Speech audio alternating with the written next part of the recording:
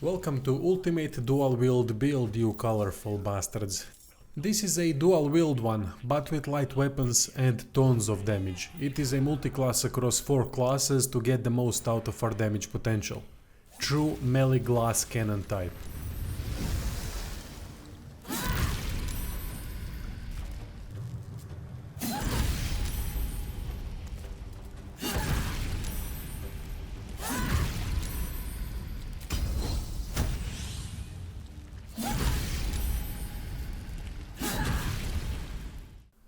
Half Orc would be best race choice due to Savage attacks, which adds more damage to crits. It should also work with Savage attacker feat.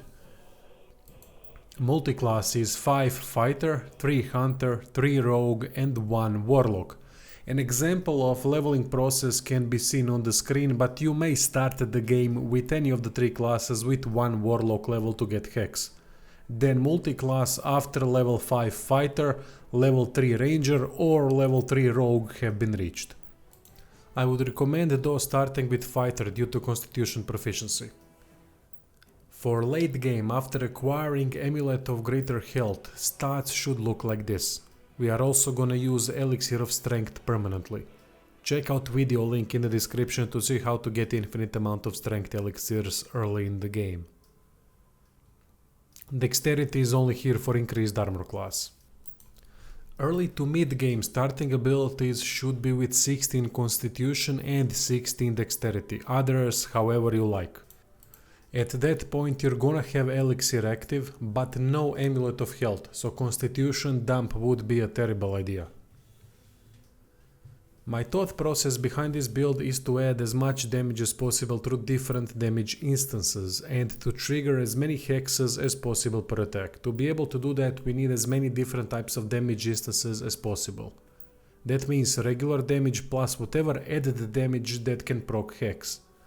Damage instances like Lightning Charge and the Lightning Burst trigger hex added damage.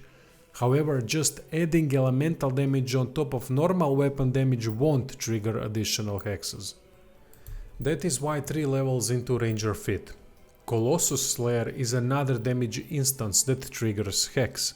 Also +1 AC from defense fighting focus ain't a terrible bonus. Hunter's Mark is great substitution for hex when fighting undead enemies and anyone else that is resistant to necrotic damage. 3 rogue levels for sneak attack and subclass bonuses. I prefer Thief due to bonus action that is going to be used to attack or go into shadows. Assassin subclass is also good choice as it is going to make you a first round beast.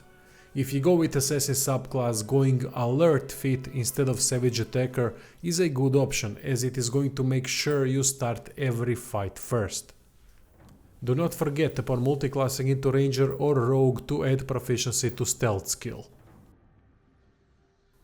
Links to gear locations are in the description. Late game helmets that work great are the likes of Horn of Berserker, SAREVOK'S Horned Helm, Dark Justiciar. Early to mid game covered COWL is quite good. Cloak of Displacement and Cloak of Elemental Absorption are good choices. Chest piece can be whatever you want as long as it doesn't impose disadvantage on stealth checks. Going heavy armor and ditching dexterity completely is gonna definitely give you more survivability, but usually at the expense of stealth. There might be couple heavy armor pieces that do not impose disadvantage. Chain Shirt early to mid game and Armor of Agility late game are great options. HELLDUSK, FLAWED HELLDUSK, POISONER'S gloves, STALKER gloves are all good options.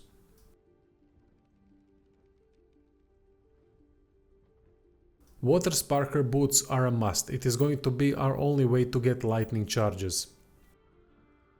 Late game Amulet is Amulet of Greater Health for survivability and concentration saving throws. Early game Amulet would be BROODMOTHER'S Revenge for additional poison damage. SPARKSWALL ring for immunity to electricity and lightning resistance. Strange Conduit ring for added psychic damage. Deadshot bow for reduced crit range. Knife of the King also for the same purpose. Main weapon Thorn Blade for additional poison damage to all weapons while maintaining hex concentration. That means offhand too. Sword of Screams is good alternative choice. Not many weapons can trigger hex with its effects, but Short Sword of First Blood can, definitely to be considered. Ambusher also a good choice, but additional necrotic damage through Ambusher Streak effect triggers only during first turn. Still good with Assassin subclass for example, but not my favorite. DOLOR AMARUS dagger also works great. Murderous cat dagger would be perfect, but for some reason I can't get it to work. Idea was for prey upon the weak effect to trigger additional hex. What is interesting is that with this setup and without SAREVOK'S HELM critical roll is from 16 onwards. That means with SAREVOK'S HELM it could drop to 15, which is fantastic. I think game did wrong calculation for this setup because we should be able to score crits from 17 to 20, not 16. Better for us, I guess.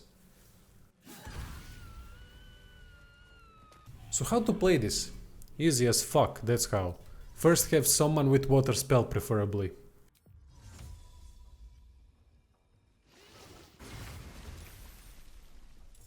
Haste goes a long way too, but I don't need to tell you at this point to always haste DPS rolls.